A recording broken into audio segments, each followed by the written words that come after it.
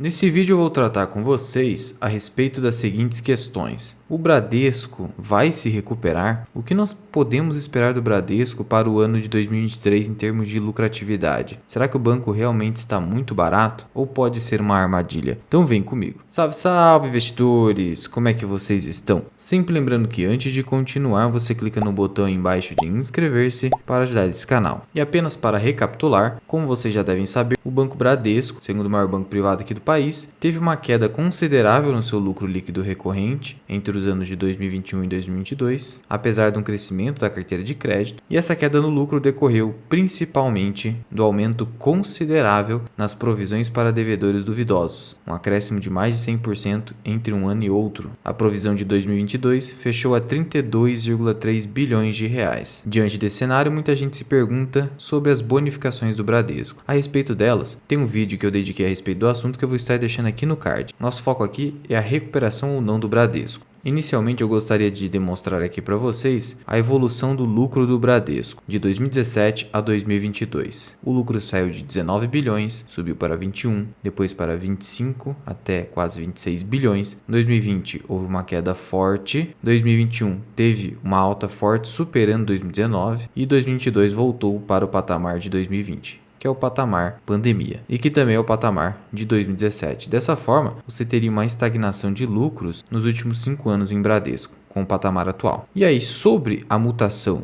do lucro líquido recorrente do Bradesco, você precisa entender o seguinte, que as formas principais pelas quais um banco ganha dinheiro são duas. A primeira delas é através de empréstimo de capital. Então, o que o banco faz? Ele capta recursos no mercado, seja através de poupança, seja através de CDB, RDB e os mais diversos instrumentos de renda fixa que admitem captação por bancos comerciais, bancos de investimento ou bancos múltiplos, como é o caso do Bradesco. E aí ele capta esse recurso a uma taxa X e empresta esse capital, obedecidas obviamente às regras de depósitos compulsórios do Banco Central, a uma taxa 2x. Essa diferença, que é o spread bancário, que também determina sua margem financeira, é justamente a atividade core de um banco, pela qual ele consegue lucrar. E a outra atividade é a atividade decorrente de receitas de prestação de serviços, principalmente seguros, tarifas e outras receitas. E aqui no caso do Bradesco, o que você percebe? Que a margem financeira com o mercado do Bradesco teve uma melhora, ao passo que a margem financeira com clientes não teve. E isso determinou o ROI baixo do Bradesco, que foi um ROI de apenas 13%. E essa margem a mercado aqui, que basicamente são os recursos parados na tesouraria do banco rendendo CDI, obviamente que teria um bom resultado por conta do CDI alto. Então isso aqui já era esperado. As provisões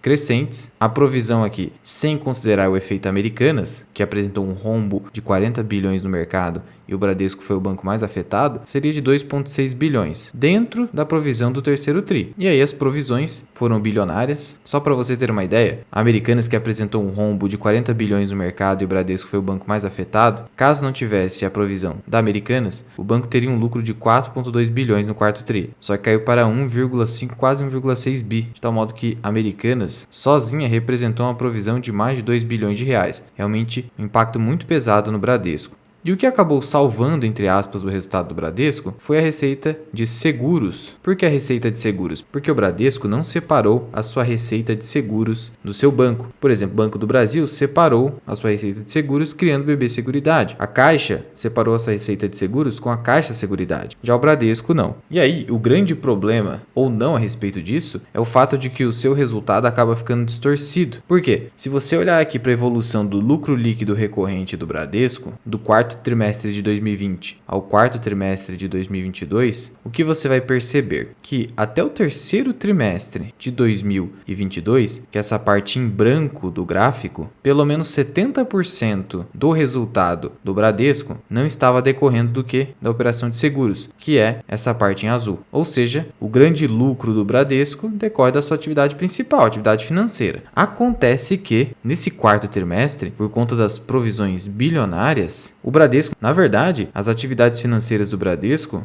representaram aqui 18,6% e dando prejuízo no resultado, sendo que a atividade de seguro representou 118,6% do resultado do Bradesco, que foi de quase 1,6 bi. Na prática, tudo isso aqui significa o quê? Significa o seguinte, vamos arredondar esse lucro líquido para 1,6 bi, para simplificação? 1,6 bi. Agora, vamos pegar qual foi o lucro obtido a partir das receitas de seguros. Basta a gente multiplicar, então, por 1,186. Agora, a gente vai descontar o 1,6 bi de lucro. A gente chega ao quê? 297. Quase 300 milhões de reais isso significa. Ou seja, se não houvesse o lucro decorrente das atividades de seguro que estão internas no Banco Bradesco, o Bradesco teria um prejuízo próximo de 300 milhões de reais. Sim, o banco deu prejuízo na prática. Por isso você precisa saber interpretar os resultados do banco. Não bastasse isso, o índice de eficiência do banco foi horroroso. O índice de eficiência ajustado pelo risco, superior a 100%, ou seja, ele gastou mais do que entregou de retorno, só confirmando o prejuízo operacional que ele teve. Veja como a falta de cisão da atividade securitária acabou salvando o resultado do quarto tri. Mas claro, é o resultado de apenas um trimestre. Esse trimestre não afetaria o fato de que o banco fechou o ano com lucro. Além do que, obviamente, foi um caso específico envolvendo provisões de mais de 2 bilhões de reais com Americanas. E é óbvio que isso não vai acontecer sempre. E aí você precisa entender aqui o avanço das provisões, que impactou de forma tão significativa nos resultados. Olha aqui as provisões em 2021, 15 bi. Agora as provisões em 2022 foram de 32 bilhões, mais do que o dobro, um crescimento de 114% na base anual. É óbvio que o banco sofreria tanto, então esse aumento de 100% nas provisões impactou em mais de 20% os resultados, impactou também em pelo menos 20% as cotações do Bradesco nos últimos 12 meses, aqui nas ações ordinárias. Nas preferenciais, a queda foi ainda mais forte, de 33%. Sendo que o nível de provisão atual, se você excluir aqui o efeito Americanas, seria um nível aqui próximo do pico da pandemia, mas com o caso Americanas aqui em azulzinho, que superou inclusive o nível de provisão da época aqui da pandemia. Mas para você que ainda não consegue entender o que significa uma provisão, eu vou detalhar. Primeiro ponto para você entender isso é o seguinte: olhando-se aqui para a movimentação da carteira de crédito expandida do Banco Bradesco, que teve evolução como nós vimos ali, e aqui a movimentação por rating, ou seja,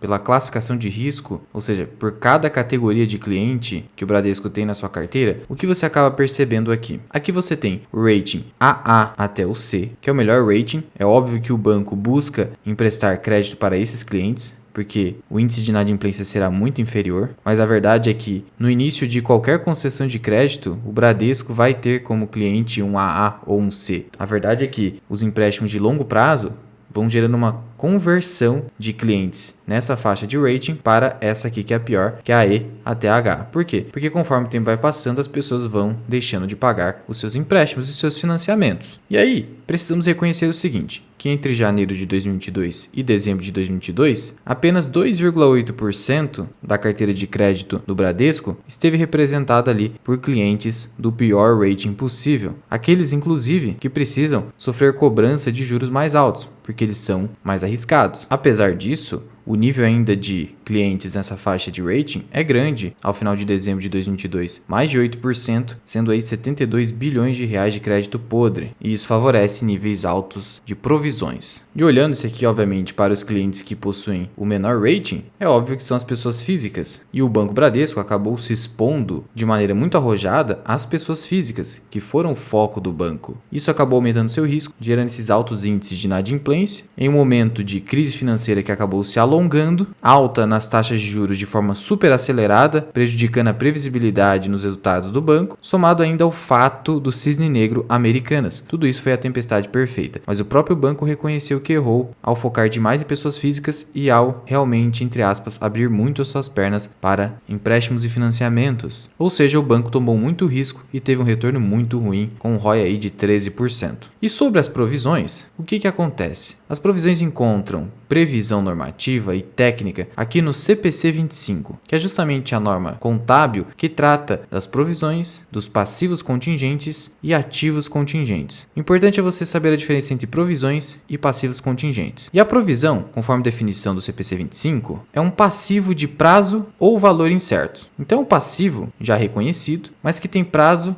e também valor ainda incerto. Então, o valor estimado pode estar subestimado ou superestimado. Então esse valor que o Bradesco, por exemplo, coloca como provisão pode ser maior ou menor. Esse é um primeiro ponto. Mas já antecipo aqui para vocês que geralmente não é maior, tá? Geralmente essas estimativas de provisão geralmente são para cima, justamente para que não aconteça uma surpresa negativa posteriormente no mercado. Já o passivo contingente é uma obrigação possível que resulta de eventos passados e cuja existência será confirmada apenas pela ocorrência ou não de determinados eventos futuros incertos. Dessa forma, você tem a seguinte diferença entre provisão e passivo contingente. Passivo contingente significa aqueles passivos que não sejam reconhecidos porque a sua existência somente será confirmada pela ocorrência ou não de determinados eventos futuros e incertos. Então, os passivos contingentes são obrigações meramente possíveis, visto que ainda há de ser confirmado o evento que vai gerar essa obrigação. Já as provisões não, são obrigações prováveis. É provável então que haja uma saída de recursos da entidade, no caso do Bradesco. Então uma perda já reconhecida. Então o primeiro ponto é, ao contrário do passivo contingente, que é uma obrigação meramente possível, a provisão é uma obrigação provável. Então a chance de acontecer é muito maior. Do contrário, o banco não poderia reconhecer isso como perda e, por exemplo, pagar menos imposto de renda, porque a provisão impacta no imposto de renda, já que acaba reduzindo o lucro líquido recorrente. Dessa forma você percebe o seguinte, que o Bradesco, por se expor demais ao risco, acabou sendo obrigado a reconhecer perdas pelos altos índices de inadimplência de devedores, pessoas físicas, que provavelmente não irão pagar essas dívidas, tampouco americanas, e aí os recursos que poderiam ser reconhecidos anteriormente como lucro não puderam sê-lo. E aí esses recursos, esses créditos, passaram a ser reconhecidos como perdas prováveis, ou seja, a chance de acontecer é muito maior do que uma mera contingência. Então eu, se fosse você investidor de Bradesco, não contaria mais com a reversão dessas provisões, que pode acontecer, mas eu preferiria já contar como algo perdido. Senão o investidor fica naquela expectativa, vai que volta, vai que toda aquela estimativa foi muito além do que deveria. Você não deveria pensar dessa forma, você precisa ser mais conservador. E o Bradesco está sendo conservador ao trazer aqui o seu guidance de 2023, já que ele prevê uma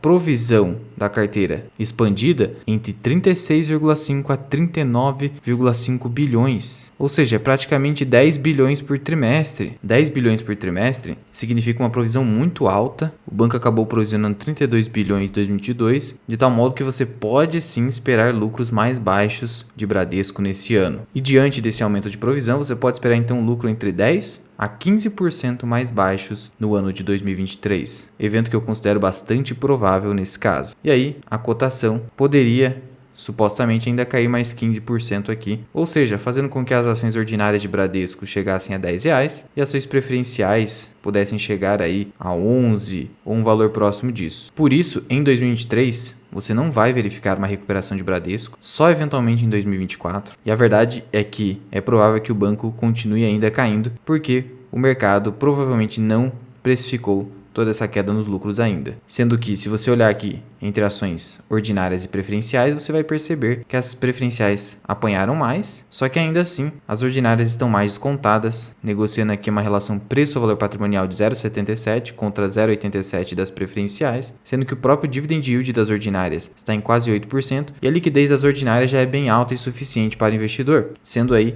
de mais de 140 milhões de reais por dia. Por isso, com Bradesco, sem dúvida, hoje eu ficaria com as ordinárias. Não é recomendação, mas inclusive são as ações que eu detenho aqui na minha carteira, 400 ações, estou amargando uma perda aqui de quase 20%. Mas entenda o seguinte, eu não realizarei novos aportes em Bradesco. Por quê? Porque é um ativo para a carteira de oportunidade. Não pretendo ter mais do que 1%, já que hoje incertezas pairam sobre o banco. Eu não vou ficar aqui aumentando meu risco no banco quando você tem outras ações descontadas com muito menor risco. E não é um banco que vai pagar ótimos dividendos, mesmo com alguma recuperação. Só vai se recuperar em relação às bonificações. É um banco que eu acabo comprando, então, pensando numa supervalorização com a recuperação do seu lucro. Mas isso não vai acontecer em 2023, então não tenha pressa, esse é o primeiro ponto. Contudo, o que você deve ficar de olho é o seguinte, é que, caso eventualmente os lucros caiam entre 10 a 15% em 2023, mas as cotações caiam 20, 30 ou até 40%, aí sim você vai ver uma clara distorção de mercado, você vai enxergar então um claro pessimismo exagerado do mercado com o Bradesco, praticamente entendendo que ele realmente vai quebrar, o que eu acho bastante improvável. Portanto, fique bastante de olho nesse gráfico de cotação e lucro. A cotação já está aqui bem distante do lucro líquido. Você vê aqui que a cotação já caiu bastante. E se isso aqui acabar acelerando, aumentando ainda mais a distância aqui, como eu falei para vocês, pode sim ser uma oportunidade. Mas é preciso estar atento. E entendendo que oportunidade não significa que você vai dar all-in numa empresa, já que é preciso se valer da convexidade dos investimentos. Investir pouco para ter grande retorno quando um ativo é mais arriscado. E no momento o Bradesco é um ativo mais arriscado nesse momento. Então não seja herói. Haja com cautela sempre, mas também sem sardinhagem, evitando o efeito manada decorrente ali de narrativas. Olhe para o que está na realidade, para os dados objetivos da realidade, para projeções realísticas, e aí você vai chegar a uma conclusão de investimento. E se você quiser ter acesso ao nosso mini curso de imposto de renda para investidores, ensinando passo a passo de declaração de imposto de renda e até como reunir toda a documentação para ações, fundos imobiliários, aluguel de ações, B10, ETFs e investimento no exterior, considere se tornar membro do canal associado Mirai, onde você também tem outras aulas exclusivas, mais de 30 acumuladas, e lives exclusivas onde você pode tirar suas dúvidas comigo. Associado Mirai você pode cancelar a qualquer momento. Mas já vai deixando aqui nos comentários, o que você tem feito com as ações de Bradesco? O que você espera do futuro do bancão? Muito obrigado por ter ficado comigo até aqui. Eu sou o Luens, que é o canal Mirai Invest. Até o próximo vídeo. Fui!